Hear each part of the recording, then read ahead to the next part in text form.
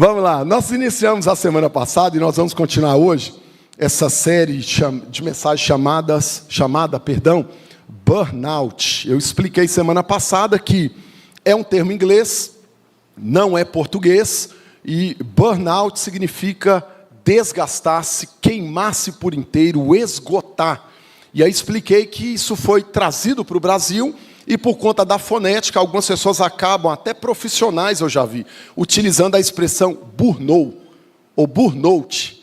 Né? Não é uma expressão correta, mas a gente entende que foi aportuguesada, mas a expressão correta dá esse som mesmo, tá? É de queimar, desgastar. Burnout seria essa a expressão correta. Por quê? Porque o mês de janeiro é considerado o mês da prevenção à saúde mental. É considerado aí o janeiro branco. Nós falamos a semana passada que as pesquisas mostraram que 85% dos brasileiros estão sofrendo com burnout, seja num nível leve, médio ou até agudo. E nós começamos a falar sobre isso, tá?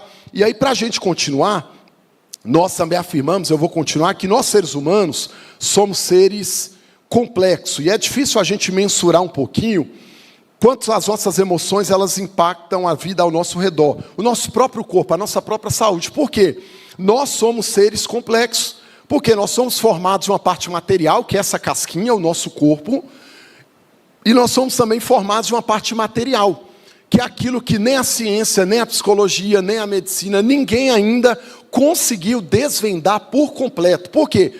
Dentro dessa parte material, que é alma ou espírito, é a mesma coisa, tá as emoções, desejos, vontades, sentimentos, e é muito difícil nós separarmos disso aí também. Então, são tantas coisas que existem diante de nós que a própria ciência não consegue aí desvendar e sondar por completo. Mas, na verdade, esse mundo dentro de nós, que não pode ser sondado totalmente, essa vida interior dentro de nós, ela impacta de uma forma muito profunda a nossa vida exterior. Aquilo que acontece dentro de nós impacta totalmente aquilo que acontece fora de nós. E nós sentimos isso no nosso próprio corpo. A gente sente cansaços, nós sentimos palpitações. Eu falei aqui na semana passada, né, que às vezes pacientes chegam até os profissionais, eu já atendi, com aquilo que a gente chama de somatizar. Né? Você fica com medo e a mão começa a suar. Você fica muito ansioso, ou está muito ansioso, e aí você começa a desenvolver até uma gastrite, né? Às vezes até uma úlcera. Essa vida interior, ela impacta na nossa vida exterior também. E aí a gente passa por esse processo de esgotamento, porque existe algo dentro de nós que não está muito bem. Revista Época Negócios, janeiro de 2023, trouxe na sua capa essa reportagem aí. Pessoas bem-sucedidas também chegam lá. Chegam lá onde? Burnout.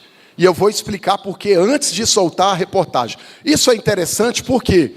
Porque na semana passada, quando nós iniciamos esses estudos aqui sobre burnout, nós iniciamos esse estudo através da perspectiva de um doutor, um psicólogo, que lá na década de 80, ele descobriu os primeiros sinais do esgotamento. E quando ele descobriu os primeiros sinais do esgotamento, ele começou a fazer uma série de estudos sobre isso. Alguém se lembra do que ele falou? E eu vou te relembrar aí. Ó. Esse doutor falou que alguém em burnout, alguém em esgotamento é uma pessoa esgotada, é aquela que está num estado de fadiga ou frustração, em consequência de sua devoção a uma causa, seu estilo de vida, seus relacionamentos, coisas que não lhe trouxeram a recompensa esperada. Nós falamos na semana passada, utilizando a vida de Elias, estudamos aqui a vida de Elias, que alguém que está em burnout, grava bem isso, uma pessoa esgotada, é quem está no estado de fadiga ou frustração. Por quê? Alguém que se dedicou muito a uma causa, se dedicou muito ao trabalho, se dedicou muito à maternidade, se dedicou muito à igreja, se desgastou numa atividade, se entregou completamente ao casamento, se envolveu tanto.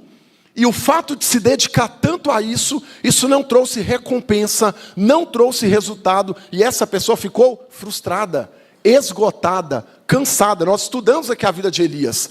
Alguém que foi levantado por Deus, se dedicou, foi devoto àquela causa, a enfrentar um reinado corrupto, E por causa disso esperava no duelo dos deuses, lá Baal e os seus deuses, esperava que a nação de Israel se convertesse, tudo mudasse. Ele não recebe esse resultado e ele fica o quê? Esgotado, frustrado, ele pede a morte, ele se enfia dentro de uma caverna. E nós estudamos a partir dessa perspectiva aqui, o que é alguém esgotado?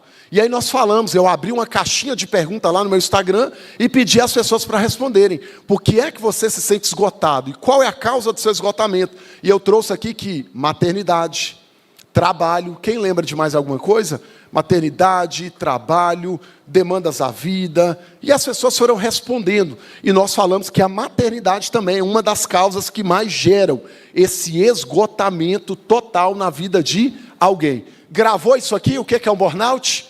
Uma pessoa esgotada, fadiga, frustrada, porque se dedicou muito a alguma coisa e essa coisa não trouxe para ela uma recompensa. Talvez você esteja pensando, aconteceu isso comigo no trabalho. Há pessoas que já enfrentaram burnout por causa de trabalho. O meu casamento, os meus filhos, me dediquei demais a algo. Não tive a recompensa que eu precisava e eu fiquei frustrado. Então, só para a gente entender. E aí, a gente pensa que essa revista traz para nós justamente isso. Olha o que é que ela diz. À medida que mais profissionais bem-sucedidos, não só nas empresas, mas até ídolos do esporte, falam abertamente sobre o tema, torna-se mais fácil desmitificar a ideia de que só pessoas com frustrações estão suscetíveis ao burnout. Veja, década de 80, esse doutor descobriu que uma pessoa que passa pelo processo de burnout é alguém que se dedicou demais a algo, não recebeu o retorno daquilo e ficou frustrado, decepcionado e desgastado. Agora, muitos anos depois, a revista Época, janeiro de 2023, traz outro lado. Não é só alguém que foi devoto a uma causa, se desgastou e entrou em estado de burnout. Agora não. Pessoas que conseguiam o que queriam, pessoas que chegaram no pináculo do sucesso, trabalharam, compraram casas, carros foram bem-sucedidas, essas pessoas também, pessoas bem-sucedidas também chegam lá, porque a gente pensa, bem, o cara é um jogador de futebol, olha quanto que ele ganha, o fulano se tornou X profissional, e a gente imagina que essas pessoas não estão suscetíveis ao burnout. E aí a revista diz que, à medida que mais profissionais bem-sucedidos, não só nas empresas, mas até ídolos do esporte, falam abertamente sobre o tema, torna-se fácil desmitificar a ideia de que só pessoas com frustrações, e eu quero te mostrar, são suscetíveis ao burnout. Veja, todos nós estamos sujeitos a isso. Lembra do que falamos na semana passada? Ninguém está isento do esgotamento. E nós temos visto isso acontecer. E quando nós assistimos aí pessoas famosas na televisão, por exemplo, quem se lembra das Olimpíadas de Tóquio lá em 2020? Quem se lembra? 2020, essa moça chamada Simone Biles, essa daqui, lá nas Olimpíadas de 2020, quando uma das maiores ginastas de todos os tempos, essa moça chamada Simone Biles, ela saiu de algumas finais alegando o quê? Problemas de saúde mental. Uma exímia atleta. Ela chega em algumas finais, ela deseja sair, e ela diz que ela estava sofrendo pressão, bloqueios, e ela olhou ali para os repórteres e disse, olha, a minha vida é mais do que apenas ginástica, e eu preciso proteger a minha saúde mental e o meu bem-estar.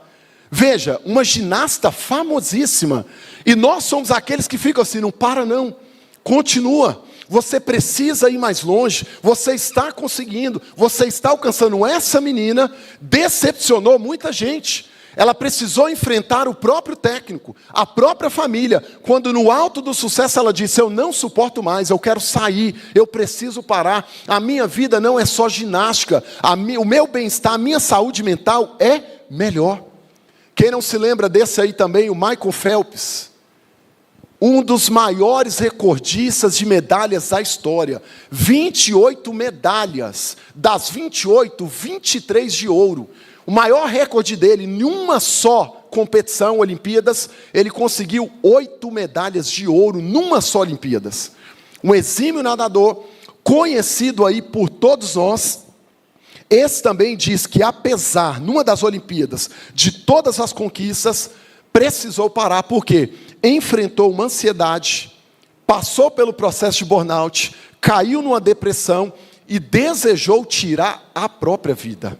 Gente de sucesso, que ganha muito dinheiro, que tem reconhecimento humano, títulos, 28 medalhas, das 28, 23 de ouro, numa Olimpíada só, 8 medalhas de ouro.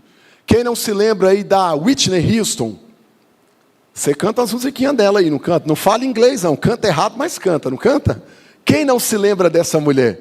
Ficou famosa aí nos filmes, premiada cantora, compositora, atriz, considerada uma das melhores cantoras de todos os tempos. Tem um filme dela que foi reproduzido há um tempo atrás, fez muito sucesso, que conta a trajetória da vida dela e nos mostra que essa mulher, apesar de todo sucesso, todo reconhecimento, mergulhou numa depressão e tirou a própria vida. Esse aqui vocês vão lembrar. Quem não se lembra do Jim Carrey? Alegrou as vossas tardes, não alegrou? É ele que fez o Debi Lloyd? Foi ele mesmo? Foi, não foi? Mais filmes também. Qual outro filme que ele fez? Ver filme não é pecado não, viu gente? Pode ver. Qual? Máscara também foi ele? Uai, Marina, você viu Máscara? Bom, né? Bom, né? O Máscara é bom, né? O Jim Carrey também, ator, comediante, nos fez dar boas risadas, gente, com os filmes dele. Sinônimo de alegria, olha a foto dele aqui, ó. Sinônimo de alegria, risadas. Hoje está mergulhado numa depressão profunda. E a pergunta que eu quero fazer é: o que está acontecendo com a gente? São pessoas que atingiram o grau mais elevado de desempenho. Gente que conquistou muita coisa que nós desejamos. Não é atrás disso que a gente corre? Eu tenho que trabalhar porque eu quero ter dinheiro, eu quero ter um carro melhor, eu quero ser reconhecido. É atrás disso que muitas vezes a gente corre. Gente que chegou nesse processo e não conseguiu desfrutar de alegria, felicidade, perdeu, porque o preço foi alto, o desgaste foi alto, gerou competição, ansiedade, esgotamento. Chegaram nesse ponto, tem algo errado acontecendo e nós podemos perceber isso.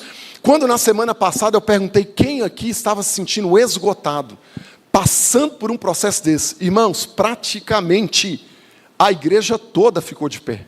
Praticamente todos nós ficamos de pé. E alguma coisa está acontecendo, nós estamos adoecendo. Existe um livro, eu nem trouxe os livros que eu tenho utilizado aqui, fantástico, em que o autor nos dá uma ideia um pouquinho sobre isso aí, sobre o que está acontecendo. Eu já usei ele algumas vezes. O nome desse livro é A Sociedade do Cansaço. E o autor, sobre isso, ele diz assim, olha: o inconsciente social contemporâneo é dominado por um paradigma de desempenho. Veja, o nosso mundo é dominado por uma ideia. Qual que é a ideia? Desempenho, performance. Você tem que ter desempenho. E ele continua dizendo: onde cada indivíduo se tornou empresário de si mesmo e está constantemente em busca de aumentar a sua produção. A sociedade do desempenho força a pessoa a produzir cada vez mais, assim jamais alcança um ponto de repouso, de gratificação. Vive constantemente num sentimento de carência e de culpa, e visto que em última análise, em última instância, está concorrendo consigo mesma, procura superar a si mesmo até sucumbir. Sofre um colapso psíquico que se chama burnout. Nessa cultura, autorrealização é autodestruição. A nossa cultura é obcecada por desempenho. Desempenho, performance. Isso nos leva ao quê? Jamais alcançar um ponto que a gente fala: estou satisfeito. Você sempre quer trocar de carro. Você sempre quer comprar mais uma casa. Você sempre quer aumentar o seu salário. Você sempre precisa comprar aquela roupa. Você sempre quer mais. A gente trabalha, desempenha, produz, aumenta, vai para 2 trabalhos, maximiza, corre atrás, dorme menos. A gente se priva. E nunca chega num ponto que a gente fala: estou grato, satisfeito, parei. Porque o trabalho nunca acaba. E isso está nos adoecendo, está nos levando para longe de Deus, está matando a nossa fé. Semana passada eu disse que a nossa alma não está acompanhando o nosso corpo. Nós corremos à frente, trabalhamos, corremos atrás, mas a alma já ficou lá atrás. A nossa cultura fixa que nós temos um paradigma de desempenho. Nós não percebemos, mas nós somos obcecados pelo tal do desempenho. Nós vivemos hoje nessa cultura, onde não trabalhamos mais para um chefe ditador. Hoje nós somos os nossos próprios ditadores, porque nós somos donos de nós mesmos. E a gente não tem hora de parar. Nós somos a nossa empresa, o seu corpo é a sua empresa, sua vida é a sua empresa, e você precisa maximizar a sua produção. Assim o mundo está constantemente acelerando para produzir, para fazer, para desempenhar, para conquistar. Já percebeu isso? Há propagandas do mundo.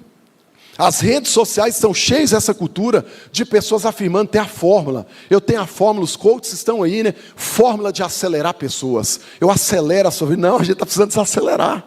Não é acelerar. As propagandas são, eu tenho a fórmula, a receita. E aí você nunca chega no ponto que você diz, ufa, consegui.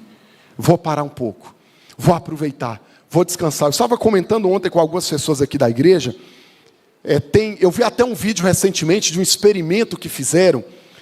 Uma equipe médica pegaram vários pais com seus filhos, chamaram eles para fazer um teste lá no consultório, e aí colocaram eles numa sala, pai, filho, mãe, filho, colocaram eles ali. Pediram para que eles esperassem naquela sala, até chegar o momento em que eles seriam entrevistados. Só que eles pediram para eles entregarem os celulares deles. Pegaram, pensa você com seus filhos indo para um consultório. Normalmente você senta lá, o que você vai fazer? Se tiver uns brinquedinhos, você deixa seu filho brincar e vai mexer no celular. Pediram os celulares deles e deixaram eles ali. E o experimento é ver o próprio tédio, a ociosidade fazer o seu trabalho.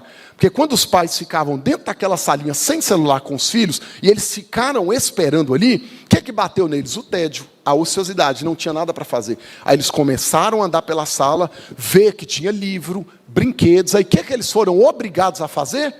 Começaram a brincar com os próprios filhos. Coisa que nós não fazemos porque nós estamos vivendo um paradigma do desempenho. Preciso trabalhar, preciso pôr comida sobre a mesa, preciso ter 2 empregos, preciso ficar até mais tarde, preciso correr atrás. E você não tem tempo nem para desfrutar daquilo que você está tendo. Você não aproveita a vida com o filho, você não vem à igreja, você está se matando. Por quê? Autorrealização. É o que ele continua dizendo, olha... Se vive constantemente num sentimento de carência e de culpa, e visto que em última instância está concorrendo consigo mesma, procura superar a si mesmo até sucumbir. Sofre um colapso psíquico que se chama burnout. Nessa cultura, autorrealização é autodestruição. Em nome de nos realizar, ter o que eu quero, conseguir cada vez mais, eu mesmo me autodestruindo. Onde está a sua alma? Onde está a sua fé? Onde está a sua vida? Eu preciso trabalhar porque eu preciso comprar aquela roupa. Eu preciso comprar aquele carro. E aí nós vamos caminhando. Já percebeu isso?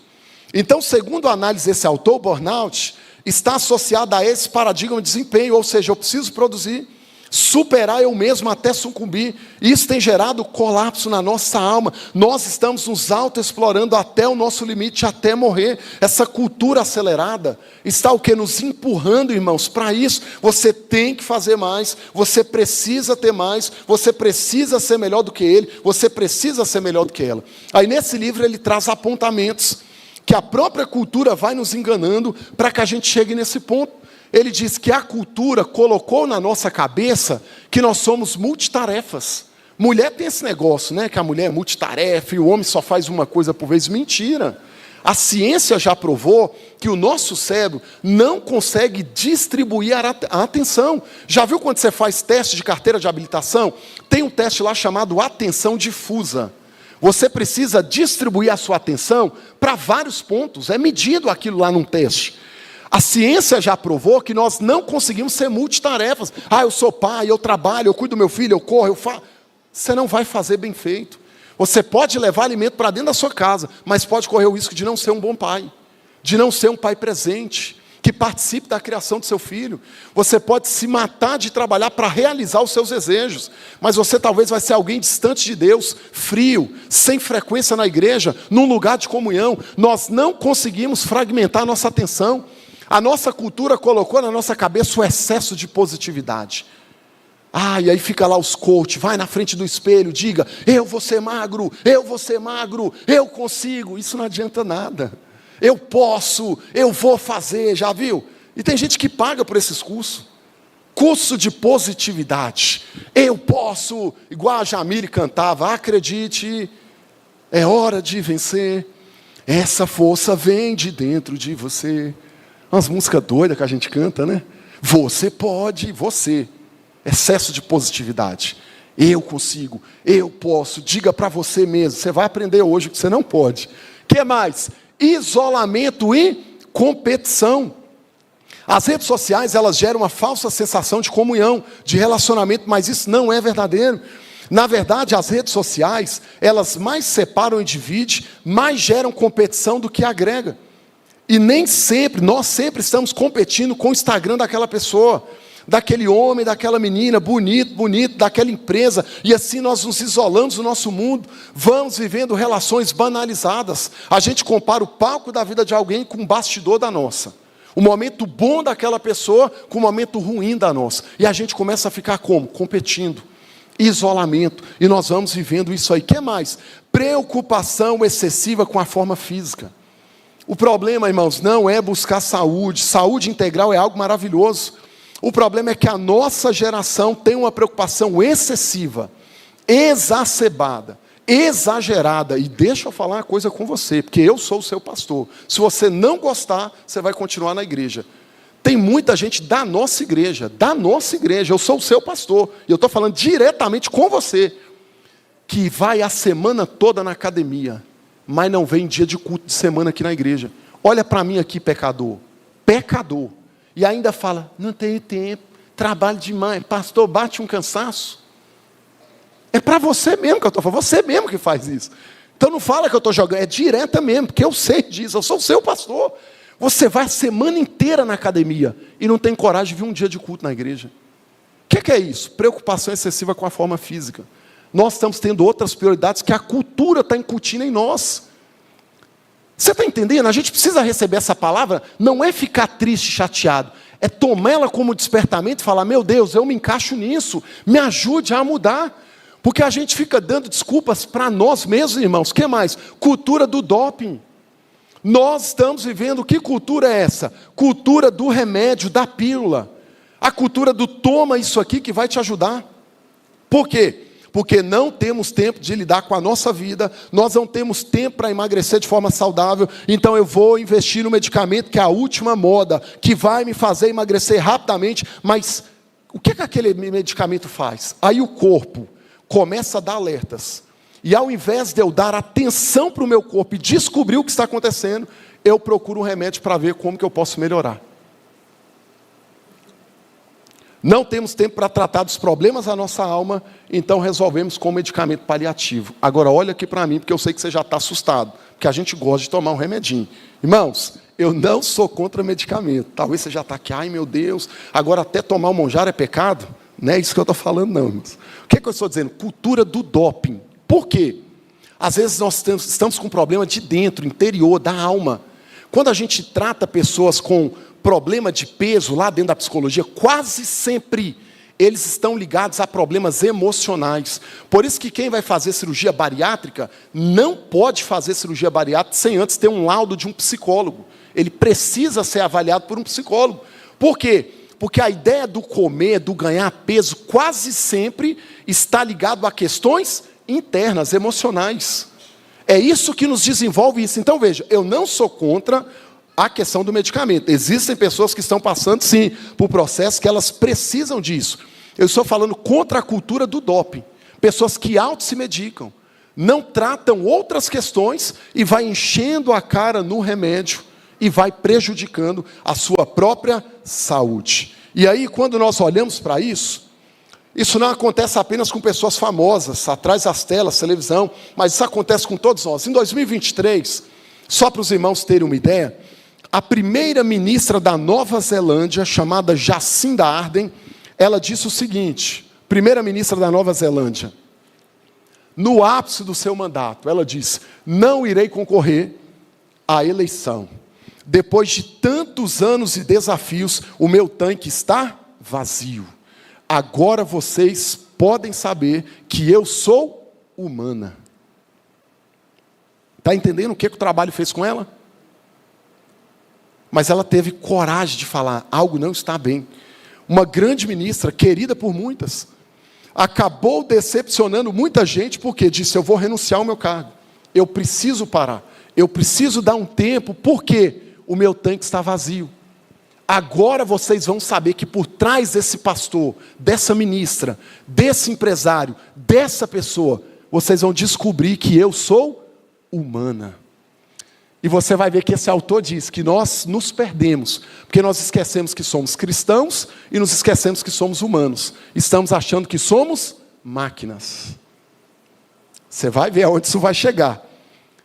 Então essa mensagem dela foi gravada num vídeo, viralizou, emocionou milhares de pessoas. Por quê? Porque as pessoas se sentiam como ela, também esgotadas, também cansadas. Então, como anda o seu tanque?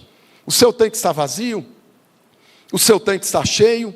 Seja honesto com isso. Perceba, isso acontece com todos nós, até com quem é pastor, até com quem é cristão. Existe um livro, eu não trouxe ele aqui também, a gente precisa ler esses livros que nos ajudam, de um pastor chamado Wayne Cordeiro. Ele é um pastor havaiano. Ele escreveu um livrinho excelente, fantástico, chamando Andando com o Tanque Vazio. E nesse livro, esse pastor precisou mudar de vida, tomar decisões, abandonar a sua igreja, dar um tempo, porque ele, como pastor, somos humanos. Trabalhamos. Esquecemos que somos humanos. Foi uma jornada por um período de burnout e recalibragem, que mudaria radicalmente meu estilo de vida, meus valores, meus objetivos e até mesmo meu chamado. Um pastor precisou se afastar da sua igreja, porque passou por um processo de burnout. Nós nos esquecemos disso, porque a cultura do desempenho fica dizendo, você precisa ir mais longe, vai mais além, mais um pouco, porque se você não fizer mais hora extra, se você não der mais plantão, se você não correr atrás, se você não trabalhar, alguém vai te passar. E aí a gente vai vivendo essa cultura do desempenho, até que o nosso corpo começa a dar sinais de alerta. Ele fala desse processo de dor, de sofrimento, e a coragem que ele precisou ter para assumir isso para todos, inclusive para a igreja dele. E aí ele continua dizendo, olha, o sofrimento nos mantém, nos transforma, mas não necessariamente para melhor. Precisamos optar por isso. E foi essa opção que fez toda a diferença para mim.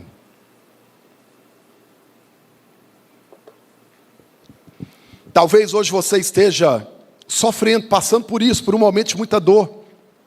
Física, emocional, espiritual. E esse é um momento importante, porque é esse momento que nós somos de fato transformados pelo próprio Deus. Mas isso não acontece naturalmente, é uma escolha que nós fazemos. Nós precisamos optar por isso, nós precisamos escolher sermos transformados, escolher amadurecer, é uma escolha que nós fazemos, recalibrar, redirecionar a nossa vida. Então a pergunta que eu volto a fazer é justamente essa. Como anda o seu tanque? Você já fez essa pergunta? Como anda o meu tanque? Será que eu já estou sem combustível, como a primeira ministra disse? Sem vontade, sem ânimo, sem desejo? Eu quero acordar, né, Dinalva? Despertar, estar na igreja. Eu quero buscar. Como que está o seu tanque? Tem gente que já está com o tanque vazio há muito tempo. O corpo está aqui, mas a alma já ficou para trás, já se perdeu. E qual é o segredo para nós? Diante de tantas demandas da vida, permanecemos com o tanque cheio. Através da Bíblia, eu quero te apresentar o segredo para o desempenho, o segredo para a realização, o segredo do descanso, o segredo da vida. Eu podia escrever um livro, esses livros fazem sucesso, não faz? O segredo para o desempenho. Né, Beth? O segredo para o desempenho. O segredo para dormir bem, né? O segredo para não dormir. Já pensou o segredo para descansar? Por quê? Eu vou compartilhar com você o que as notícias, o Jornal Nacional, o Fantástico, o Seu Médico não vão falar sobre isso. O maior segredo da vida que se encontra na Palavra de Deus, a Bíblia. Mais especificamente, lá em João. Abra sua Bíblia comigo aí, em João 15, versículo 4 e 5. João 15, 4 e 5. Eu quero compartilhar com você o que o seu médico não vai compartilhar, o que ninguém vai compartilhar. Aproveitando esse espaço aqui, o presbítero Nildo está ausente, ele justificou porque ele está em trabalho. presbítero Maico também está em viagem com a família dele. O que mais? O presbítero Rodrigo também, e o presbítero Léo está por aqui, só para não esquecer, porque eles me justificaram. João 15, 4 e 5. Alguém aí pode ler com voz de trovão para mim aí? Se você estiver dormindo, pode ler. Fala, já que eu estou dormindo, deixa eu ler, vai.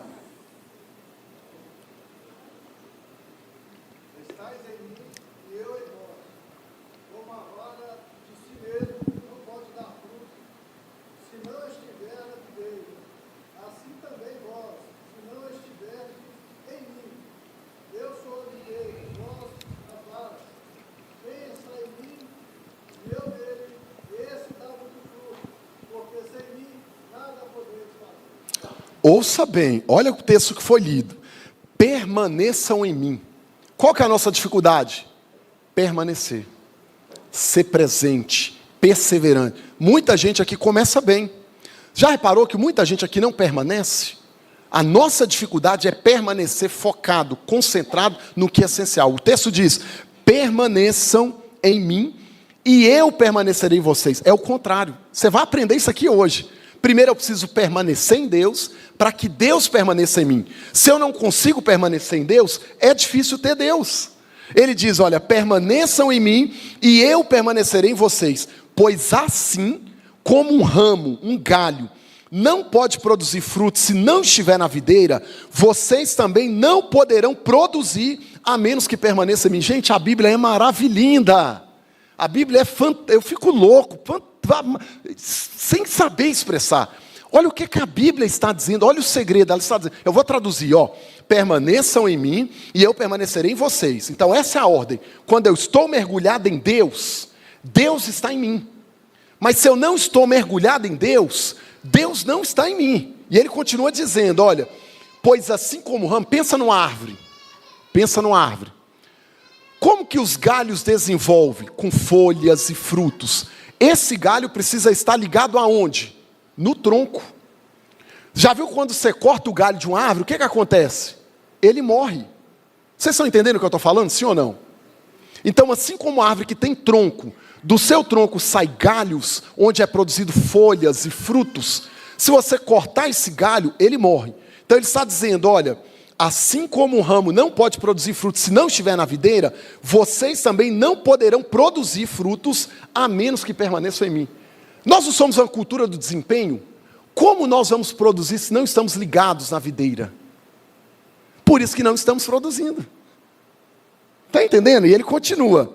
Sim, eu sou a videira, vocês são os ramos. E ele continua dizendo, quem permanece em mim e eu nele, produz muito fruto. Por quê? Sem mim, vocês nada podem fazer. E aí tem muita gente que está fazendo muita coisa sem Deus. Lembra de Saul?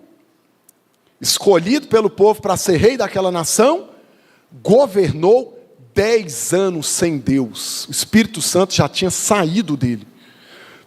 Mesmo sem o Espírito Santo, ele teve performance, ele teve desempenho, ele obteve vitórias, e muita gente aplaudia ele, porque as pessoas estão vendo essa casca. Já disse isso aqui e repito, Saul foi alguém que teve um ministério aplaudido na terra e cancelado no céu. Tem muita gente vivendo sem Deus, inclusive nós cristãos. Quantos de vocês, quantos de nós estamos fazendo as coisas sem Deus e não entendemos por que estamos nos esgotando, nos chateando, desanimando, sem vontade de orar, sem vontade de ler a Bíblia, porque a Bíblia está dizendo, permaneçam em mim, eu vou permanecer em vocês, quem permanece em mim e eu nele, esse produz fruto. E aí a gente está numa geração de cristão ateu, vem na igreja, sabe da verdade, lê de vez em quando a Bíblia, conhece Jesus, mas vive como se ele não existisse. Porque você sai daqui e volta a viver a sua vida. Ouvir o que você quer, beijar quem você quer, comer lá do jeito que você acha que você tem que comer, vive do jeitinho que você quer, menos do jeito que Deus quer que você viva. E aí, eu quero que você grava isso aí, pensa nisso aí comigo. Nós precisamos guardar esse texto. Esse é o segredo. Sabe o que Jesus está dizendo aqui para os discípulos dele? Ele está comparando a nossa vida, especialmente a vida cristã, a uma videira. A videira tem ali o seu tronco, que é o principal, e a partir dele surgem os ramos. Mas se o ramo não estiver conectado na videira, o ramo seca, ele não dá frutos. Então o que Jesus está dizendo aqui é o grande segredo da vida. O que é que ele está dizendo? Quem permanece em mim e eu nele, produz muito fruto. Porque sem mim, vocês não podem fazer nada. Sabe qual que é o segredo? O segredo para produzir é permanecer. E a gente está invertendo. O segredo para produzir é permanecer. O nosso problema é qual? Nós estamos focados o tempo todo em produzir. Nós queremos frutos. Nós queremos o quê? O resultado. Mas a Bíblia está dizendo que nós não podemos alcançar o resultado. Nós não somos capazes de fazer nenhum esforço para gerar algum fruto. O fruto é consequência, a produção é consequência de algo, uma decisão, um esforço maior que é o meu esforço por permanecer. Então, nosso esforço de vida precisa ser qual, irmãos? Permanecer para poder produzir. Por isso Jesus diz, sem mim, vocês não podem fazer coisa alguma. Por isso que sem Deus o nosso trabalho se torna um ídolo. Nós esquecemos que Jesus diz, busque em primeiro lugar o reino e a sua, e as demais coisas vos serão, a gente inverte. A Bíblia está dizendo, permaneçam em mim, para você produzir frutos. A gente fala, eu preciso produzir, para depois buscar esse Deus. Porque a nossa cultura é uma cultura do paradigma do desempenho. Preciso fazer, preciso correr, eu preciso ter aquele corpo. Eu preciso. Quanta gente que ficou em casa hoje dormindo, talvez está me assistindo pela internet. A gente ouve umas pancadas dessa, mas não toma vergonha. Você está entendendo o que é a igreja? A gente fica aqui 30 anos pregando, irmãos, lutando, cuidado com a sua vida. A Fabiane pregou aqui na quarta-feira uma palavra sobre a volta de Jesus, sobre a parábola daquelas virgens prudentes e as virgens sensatas. A gente ouve, chora, meu Deus, eu estou errado, Senhor, me ajuda. Parece que a gente cruza aquela porta e volta a viver da mesma forma. Irmão, por que você não veio na igreja, irmão? Você está sumindo. Irmão, pastor, ora por mim, sabe, assim. Não tem, irmão, não tem outra coisa. Alguma coisa está acontecendo com você. Você talvez já está fora de Deus há tempo. E você precisa fazer o que Jesus disse para aquela igreja lá em Apocalipse. Olha, abre os seus olhos. Você tem fama de que está vivo. Vem bonitinho para a igreja. É alguém que de vez em quando até participa, mas você está morto. Sem mim, vocês nada podem fazer. A gente precisa entender isso de uma vez por todas, irmãos. Sem Deus, nós não podemos. Nós somos criados por Deus e para Deus, como disse o Dallas Willard. Olha, você foi feito por Deus, para Deus, e feito para precisar de Deus. O que significa que você não foi feito autossuficiente. Tem muita gente achando que é autossuficiente. Não se lembra do seu Criador. Você foi feito por Deus, para precisar de Deus. O que significa que você não foi feito o quê? Autossuficiente. Sabe essa mentira que te conta aí dizendo, você pode? Não. Você não pode fazer nada sem Deus. Nós não somos autossuficientes. E talvez a razão do seu esgotamento seja por quê? Porque você acreditou nessa mentira.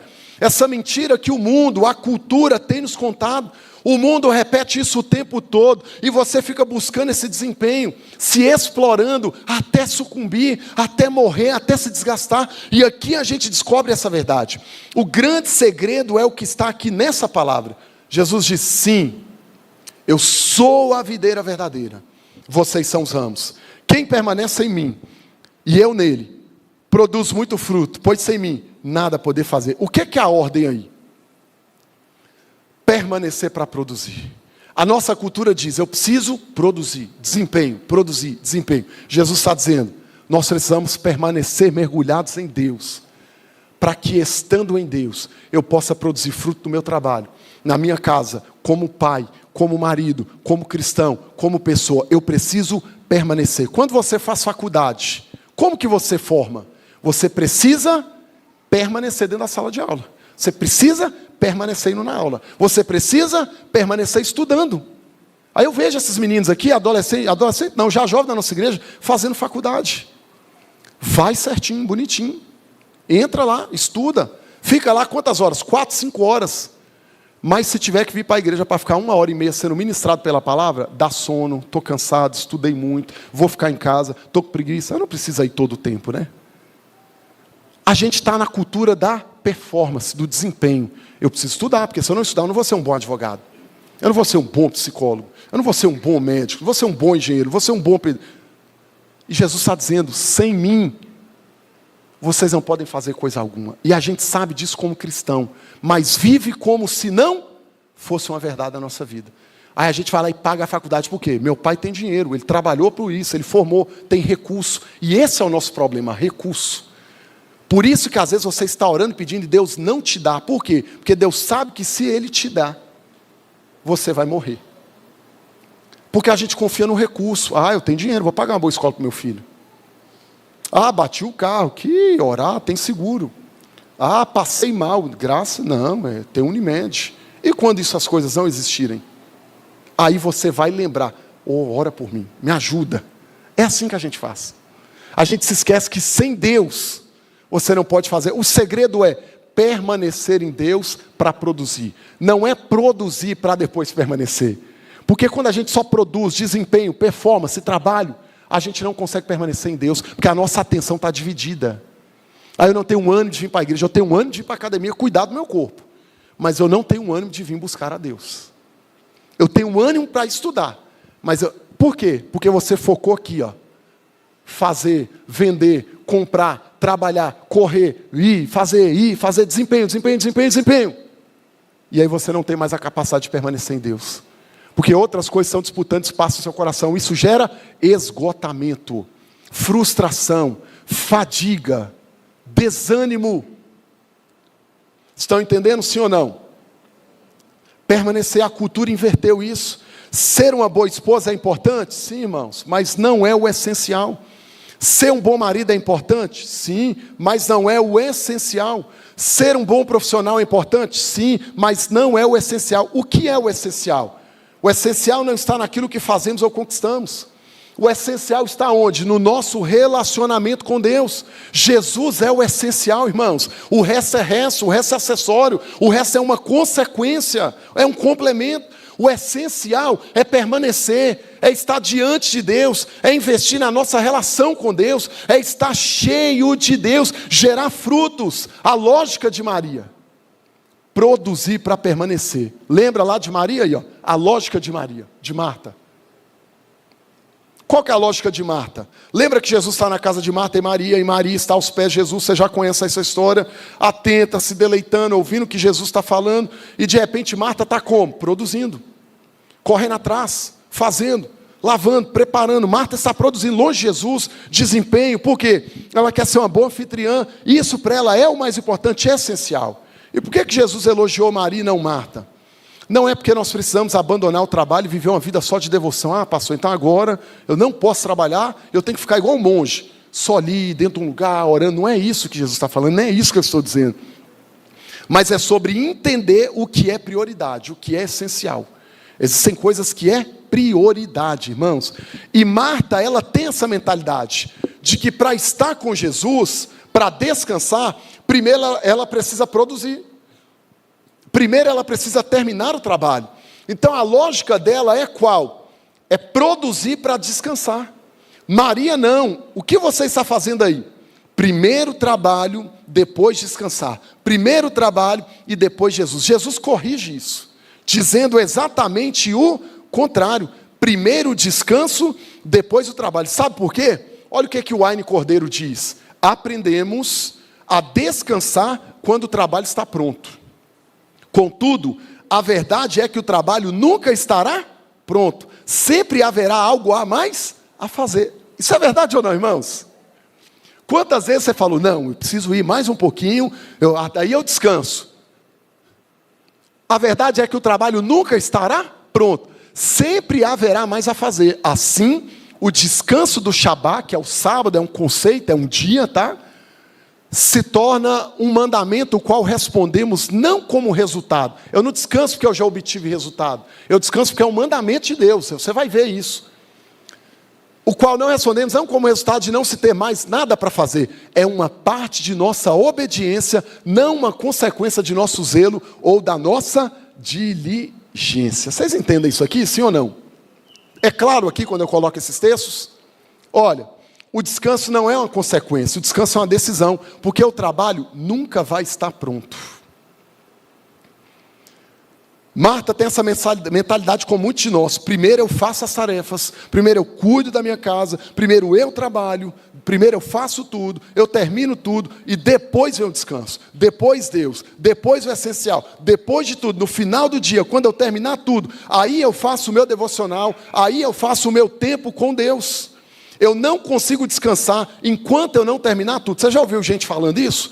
Eu não consigo descansar enquanto eu não terminar tudo. Meu filho, deixa eu te falar uma coisa, isso é pecado. É o paradigma do desempenho. Eu não termino enquanto eu não paro, não descanso enquanto eu não terminar. Isso é o paradigma do desempenho. Você nunca vai terminar tudo. Sempre haverá algo mais a fazer. Então o paradigma de Marta é esse. Eu preciso terminar para quê? Para descansar e ser feliz. Veja, o que esse autor do livro Sociedade do Cansaço diz para nós. Olha, a busca incessante pela autossatisfação por meio da produção resulta num certo esvaziamento da alma, gerando sofrimentos psicológicos como depressão, ansiedade, sentimento de insuficiência e baixa autoestima. Irmãos, que pancada! Eu estou falando de gente que é especialista em vida humana, em comportamento. Tudo isso aqui nós estamos vivendo, você está vivendo. Você está morto. A busca incessante por me autossatisfazer, por meio da produção. Preciso fazer, preciso fazer, preciso fazer, preciso fazer. Está gerando o quê? Esvaziamento da alma. Nós estamos pastoreando uma das gerações mais difíceis do nosso tempo. E Paulo falou sobre isso lá atrás. Uma geração vazia de alma. Os nossos valores e desejos são outros, irmãos. A gente precisa lidar com essa verdade. Não há restauração se nós não encararmos a real situação. Para que o povo de Deus vivesse um avivamento, lá em Neemias capítulo 8, eles precisaram confessar os pecados, se arrepender, e aí no capítulo 9 eles viveram um avivamento. Precisaram confessar que abandonaram Deus, a leitura da palavra, a lei de Deus, abandonaram o templo, abandonaram o culto. E aí Neemias levanta e faz uma oração, nós vamos confessar os nossos pecados. E ele diz, pecamos, os nossos pais pecaram, os nossos filhos pecaram, nós pecamos, Senhor, nós nos arrependemos. Irmãos, que geração é essa que a gente está vivendo? Você precisa lutar para falar com alguém algo que é bom para ele, eles não gostam. Você virar para alguém e falar, você está indo para um buraco, cuidado com esse povo que você está se relacionando, cuidado com esse casamento, cuidado com isso. Irmã, a pessoa não gosta, sai da igreja, fecha a cara, porque foi contrariada. Contra o engano do próprio coração dela. Nós não estamos vendo uma geração sadia de alma, mas vazia de alma. Por quê? Está aí fora. A lei diz que nós trabalhamos 44 horas semanais? É isso mesmo? Você está 44 horas na sua semana inserido numa cultura mundana. Lá no seu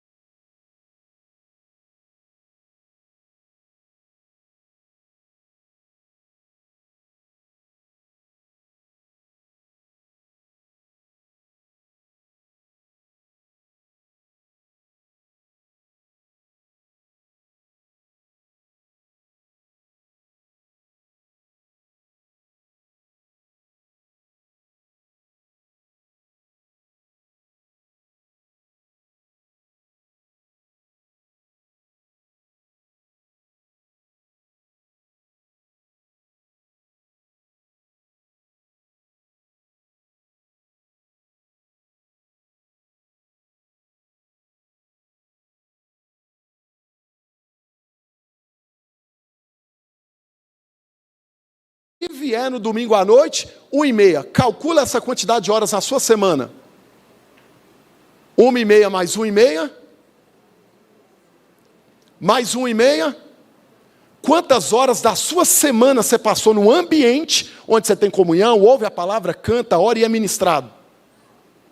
E por que a gente tem dificuldade com isso, irmãos? Que geração vazia de alma. A gente conversa com os pastores, eles falam, nós estamos vivendo essa realidade. Chega na igreja dia de semana, o povo não vai.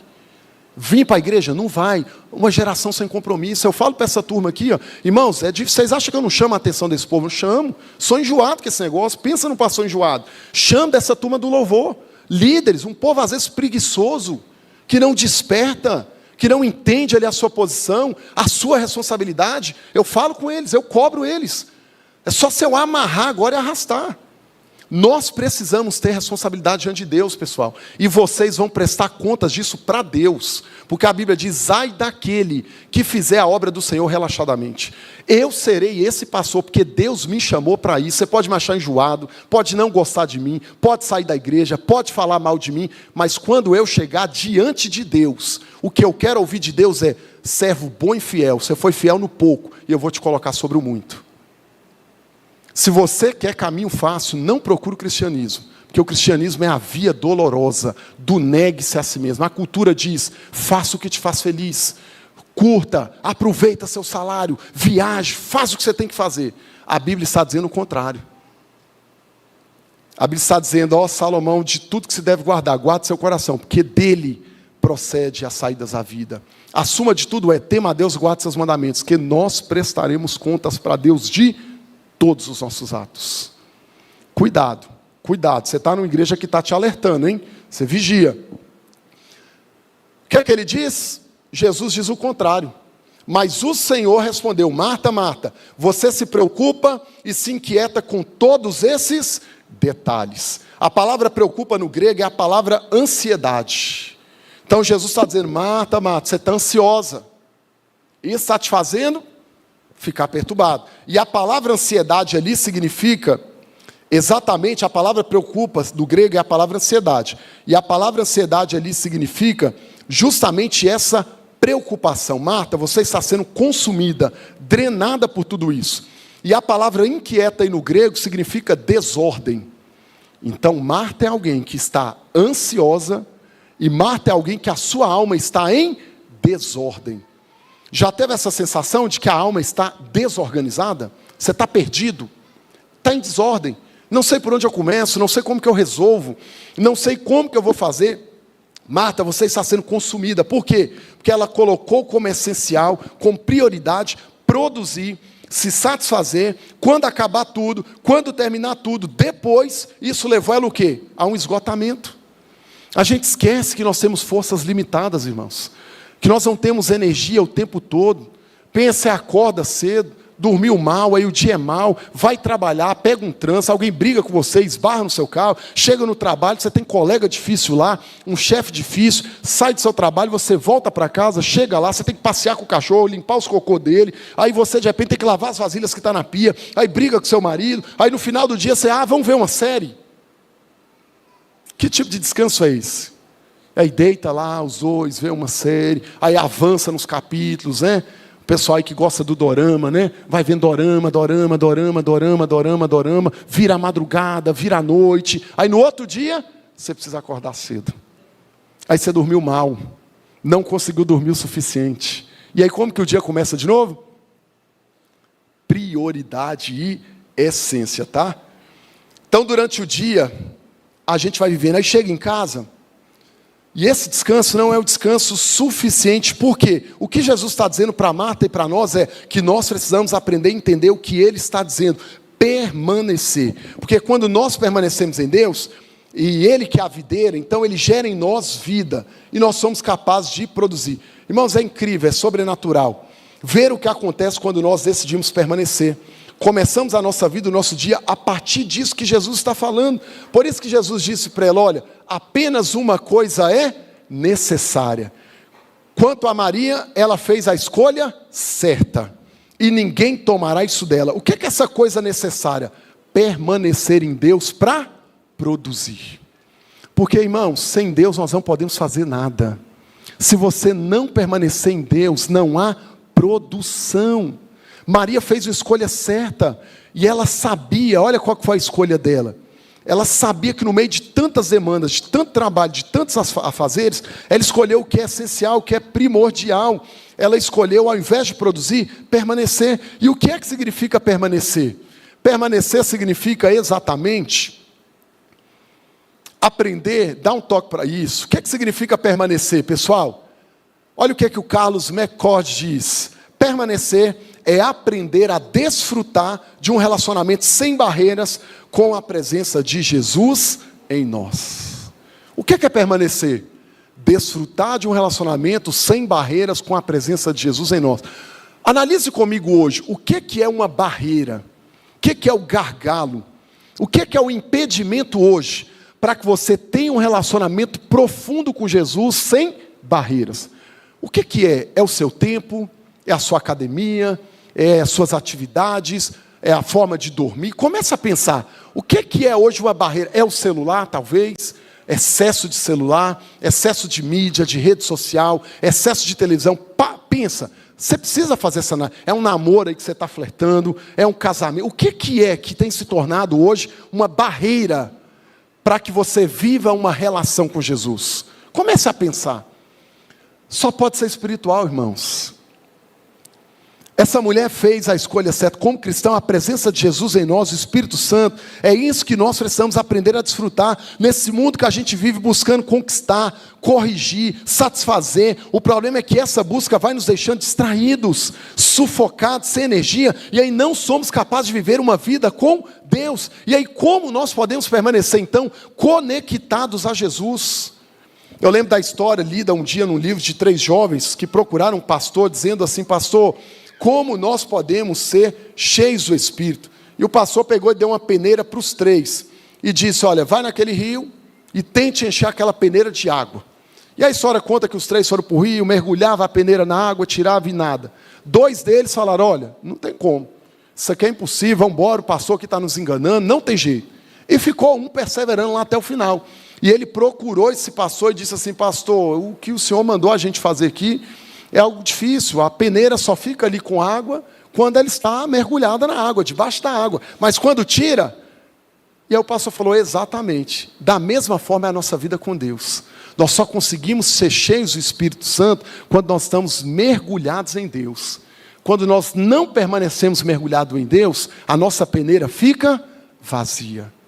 Jesus está falando sobre isso, como permanecer conectado com Deus. E a primeira coisa que Jesus vai nos ensinar é a que está no próprio texto. Eu quero permanecer conectado em Jesus. Primeiro, devoção vem antes da ação. Tempo com Deus, vida com Deus, devoção vem antes do meu trabalho para Deus, vem antes da minha ação. A gente já acorda como? Acelerado, já mexendo no celular, tomando banho, escovando os dentes, e começa o nosso dia sem tempo com Deus. E aí o nosso dia se torna um caos. Jesus está dizendo: permaneça primeiro, tempo primeiro, devoção primeiro, depois ação. Olha, no dia seguinte, antes do amanhecer, Jesus se levantou e foi para um lugar isolado para orar. Esse é um princípio importante de Jesus, pois Jesus é aquele que permaneceu no Pai. E talvez, irmãos, não houve na história ninguém igual a Jesus que produziu tanto. É incrível tanto que Jesus produziu. A vida de Jesus era muito ocupada. Jesus era um homem com muitas demandas, um ministério sobrenatural. E como Jesus fez para dar conta de tudo aquilo? Permanecendo. E uma das decisões que Jesus fez era tempo com Deus antes de agir. Capítulo 1 de Marcos, especificamente versículo 34, um versículo antes desse, Marcos vai contar que Jesus estava visitando, pregando, expulsando demônios, fazendo uma série de coisas. E esse texto é o dia seguinte. Depois de tanto trabalho, Jesus se deita e antes do amanhecer, antes dele continuar, dele agir, dele expulsar demônios, dele pregar, de fazer qualquer coisa, Jesus é alguém que vai para um lugar isolado. E o que é que ele vai fazer? Não é produzir, não é trabalhar. Jesus vai permanecer diante de Deus. Oração, devoção antes da ação. E aí nós fazemos o contrário. É permanecer para produzir. Nós estamos focados no produzir para tentar permanecer. É isso que Jesus está falando aqui. Todos os dias ele acordava bem cedo, madrugada. Ele sabia que não era capaz de realizar aquilo se ele não permanecesse conectado em Deus. Por quê? Sem Deus nós não podemos fazer nada. E ele escolheu ir para um lugar isolado para orar. Ele mesmo disse, olha, quando você orar, entra para o quarto, fecha a porta, ora a Deus, e o seu pai que te vem em secreto vai te recompensar. Por que é tão importante isso? Ricardo Barbosa diz, olha, solitude é o silêncio intencional provocado por nós mesmos, no qual nos afastamos de pessoas e atividades para o encontro com Deus e conosco mesmo. Gente, a gente precisa optar por isso. Tem hora que você precisa ficar sozinho, ouvir sua alma, solitude, ir para um lugar, separar esse tempo aqui, se afaste de tudo, para que você tenha um encontro com Deus e com você mesmo. Essa é uma escolha. E não somente a prática espiritual de separar 15, 30 ou 60 minutos para oração, leitura da palavra, meditação. Dedique tempo do seu dia a dia, onde você vai falar com Deus, orar, meditar na palavra, ler a Bíblia. Mas entenda, permanecer é mais do que um momento. Permanecer é um estilo de vida, 24 horas diante de Deus, com a consciência de que Ele está agindo em nós e através de nós. Lembra do conselho de Paulo? Andai no Espírito. Vigilância, a Bíblia manda a gente vigiar e orar. Andai no Espírito para quê? Para vocês não satisfazerem as vontades da carne. Quando eu não estou mergulhado em Deus, eu enfrento uma dificuldade, eu vou enfiar a cara na bebida. Quanta gente aqui enfrentando algumas coisas está enfiando a cara na bebida. Eu vou caçar válvula de escape. Nós precisamos permanecer mergulhados em Deus. Nós estamos com o tanque vazio, porque nós não estamos enchendo nosso tanque. Na vida cristã eu preciso aí desse ecossistema espiritual. Eu preciso receber, eu preciso regozijar, e eu preciso o quê? Repartir. Me satisfazer nesse receber de Deus, desfrutar da presença de Deus, e aí eu serei capaz de repartir. Nós não somos capazes sem Ele, irmãos. Se nós não estivermos em Deus, se você tentar amar alguém sem ser amado, vai falhar. Se você tentar perdoar sem desfrutar do perdão de Deus primeiro, você não vai conseguir, você vai sucumbir. A abundância de Deus em Jesus é a provisão e a perfeição pela qual nossa alma anseia todos os dias. Nunca encontraremos outra fonte melhor pela qual viver momento a momento diante da presença de Deus. Devoção antes da ação. Antes de você começar, antes de você agir, antes de pôr a mão no trabalho. Tempo com Deus, mas a gente já começa ali correndo e produzindo. E quais são os efeitos de permanecer? Primeiro, eu encontro o meu valor em Deus. Enquanto saía da água, diz o texto aí, Deus disse para o próprio Jesus, você é o meu filho amado que me dá grande alegria. O problema de quando nós mergulhamos no trabalho, quando nós mergulhamos no fazer, quando nós mergulhamos no desempenho, na performance, no produzir, é que enquanto a gente faz, nós acabamos nos esquecendo quem a gente é. Esse é o grande problema. Quando a gente mergulha no trabalho, a gente vai fazendo tanto que nós nos esquecemos o quê? Quem a gente é. E esse é o grande problema. Que nós nos esquecemos quem a gente é. A gente vai mergulhando no trabalho, no desempenho, na demanda, naquilo que a gente está fazendo. Nós confundimos achando que a gente, os papéis que nós desempenhamos, a gente acha que é a expectativa das outras pessoas, e nós vivemos debaixo dessas expectativas. Por quê? Porque a gente não quer decepcionar ninguém. Porque no fundo, nós queremos ser amados, nós queremos ser aceitos, nós queremos reconhecimento. É por isso que quando eu começo pela devoção, eu me lembro que sou amado, eu me lembro que o amor que eu busco, eu já encontrei, que esse amor é suficiente. Então, quando eu vou trabalhar, eu não vou trabalhar para conquistar. Eu não vou trabalhar pela autossatisfação. Eu vou trabalhar porque eu já estou satisfeito. O trabalho se torna gratidão. O trabalho é repartir o que eu já recebi. E aí, o que é que nós vemos? Para Jesus, identidade e aceitação vem antes de realização e trabalho. Essa é a alegria que ninguém pode tirar. Quando eu vou trabalhando, fazendo, produzindo, performance, trabalho, eu me esqueço de quem eu sou. Porque eu começo a achar que eu preciso ter, eu preciso disputar, eu preciso mostrar, eu preciso produzir. Para Jesus, identidade, saber quem você é. Por isso que Deus disse para Jesus, você é meu filho amado. Você não precisa buscar alegria e amor no seu trabalho. Você não precisa dar aceitação das pessoas. Você é o meu filho amado, em quem eu tenho muita alegria. Por isso que identidade e aceitação vem antes de realização e trabalho. Tem gente que só consegue ser feliz se ele realizar. Tem gente que só consegue ser feliz se através do seu trabalho ele conseguir conquistar. E eu gosto dessa frase do Josemar Bessa. Ele diz assim: algo que me atrai no Evangelho é porque o Evangelho diz que Jesus ama o fraco, o tolo e os que nada são. Todos os itens do meu currículo.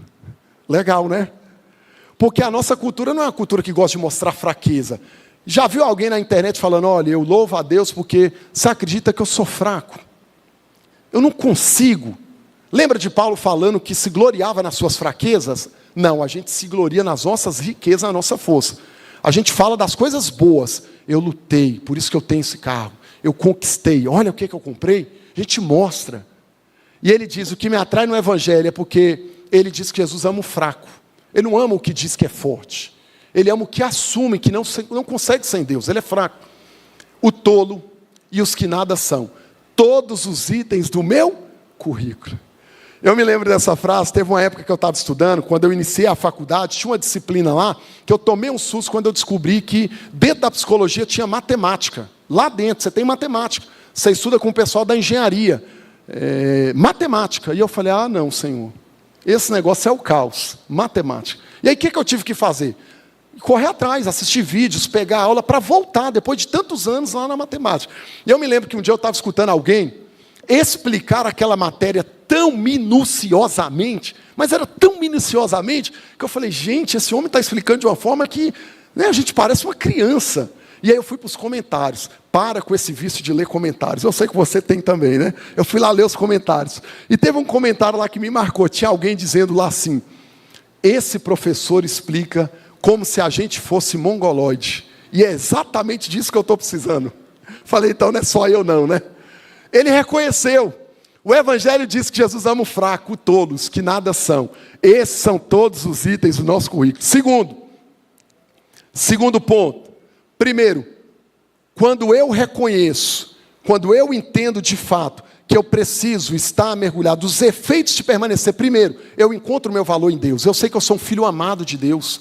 Não é o trabalho, não é a expectativa das pessoas, não é produzir, não é conquistar que vai trazer realização, é saber que eu sou filho amado de Deus. Segundo resultado de permanecer, encaramos os problemas com outra perspectiva. Em seguida, o Espírito conduziu Jesus ao deserto, onde ele foi tentado por Satanás durante 40 dias. Depois que Jesus passa por esse tempo na presença de Deus, onde ele recebe a afirmação do amor de Deus, ele vai para um período de provação, deserto, privação, fome, desgaste, tantas coisas. E aí o diabo vai levantar uma série de questionamentos para Jesus. O diabo vai falar, você não é crente? Você não é da nona? Você não é líder? Você não é pastor? Você não vive cantando lá? Você não dizima? Por que você está passando fome aqui 40 dias? Está entendendo a importância da identidade de Jesus? Por que você está sendo provado? Eu não sou crente, estou vivendo. É o que o diabo fala para Jesus, transforma as pedras em pães.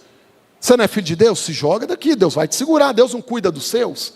Justamente isso aqui que ele está enfrentando, ou seja, o diabo tenta fazer Jesus tirar os olhos do próprio Pai, olhar para as circunstâncias, e é exatamente isso que a gente faz.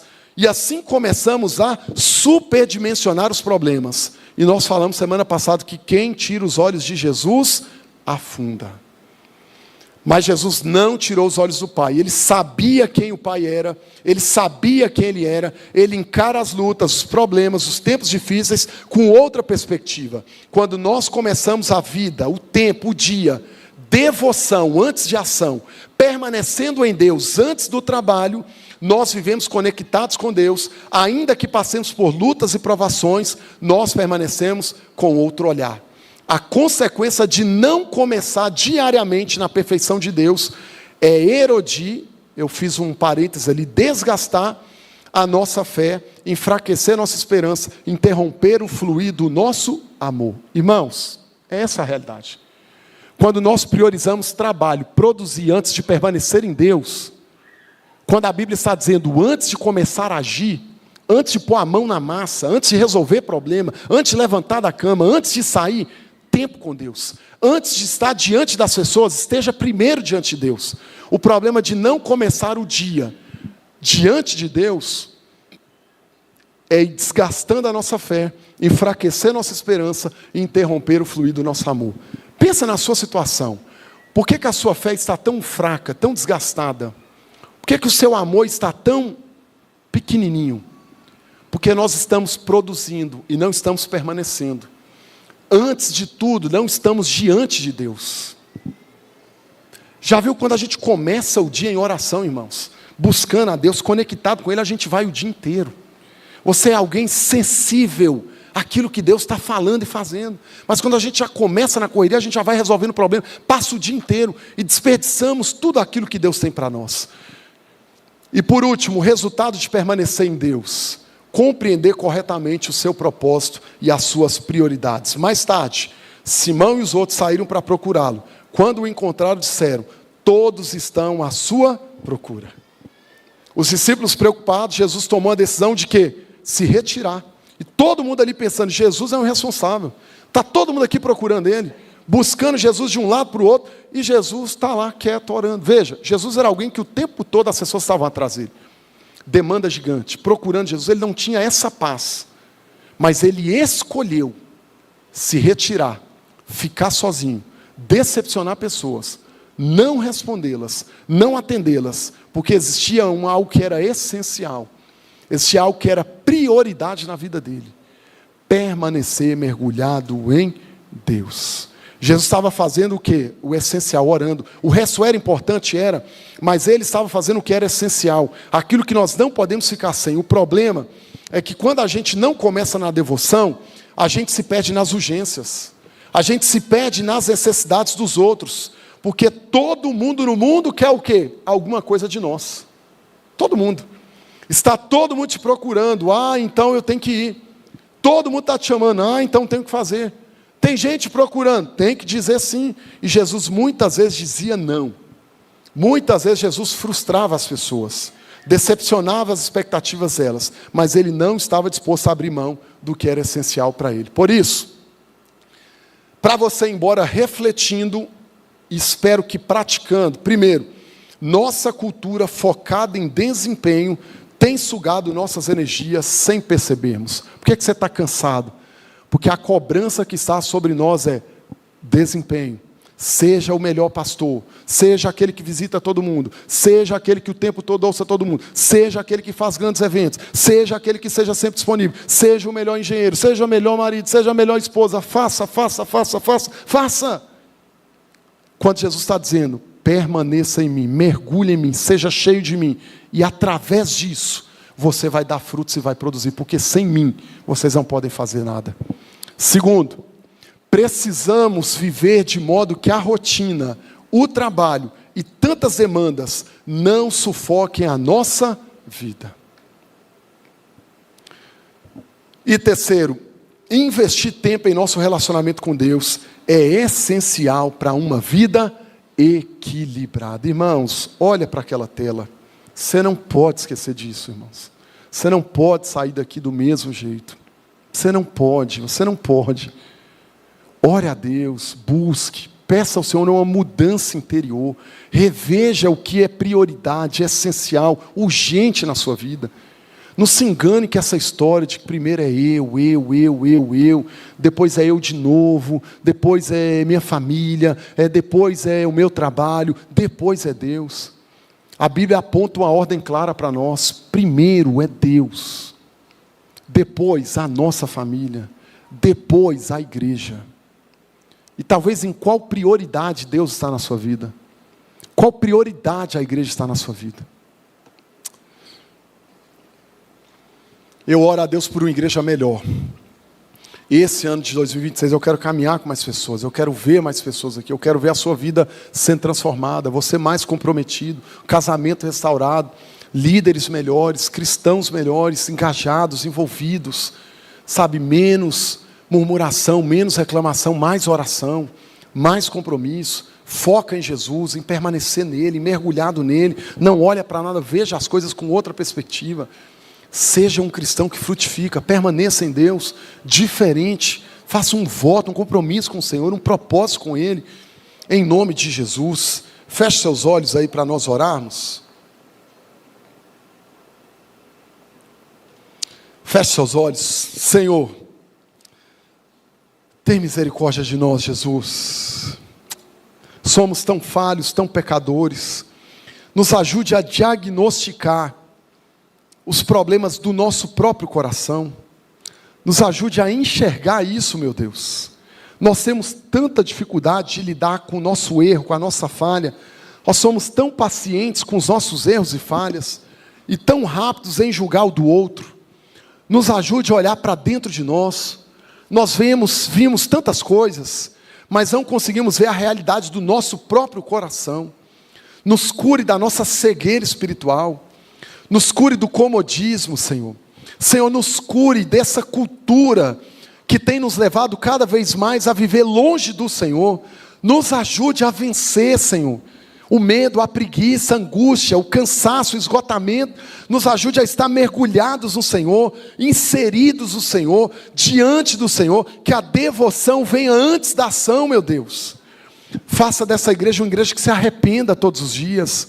Uma igreja que se humilhe diante do Senhor, que busque a Tua presença. Nós confessamos os nossos pecados. Talvez somos bem vistos aí fora, talvez somos como igreja aplaudidos, elogiados, mas é o Senhor que sabe qual é a nossa verdadeira condição. Olha para nós, pinga o colírio do céu nos nossos olhos, para que nós enxerguemos de fato a realidade do Senhor na nossa vida. Purifica o nosso coração, nos leve ao arrependimento. Nos ajude a olhar para o Senhor com esse olhar e inverter nas nossas prioridades, o que é essencial, o que é necessário, que nós não abramos mão. Nós queremos viver o sobrenatural diante do Senhor. Perdoa os nossos pecados, Senhor. Tira os deuses e ídolos do nosso coração, que nos leva para longe do Senhor. Que nada roube, dispute a atenção do nosso olhar e do nosso coração, a não ser a Tua presença. Nos abençoe como servos do Senhor. Aponte todos os dias o caminho. Nos converta de nós mesmos, Senhor. Que nós venhamos permanecer diante de Ti, dando frutos, e frutos que permaneçam, Senhor. Nós assim oramos e entregamos a nossa vida, esta igreja, diante do Senhor, em nome de Jesus. Amém.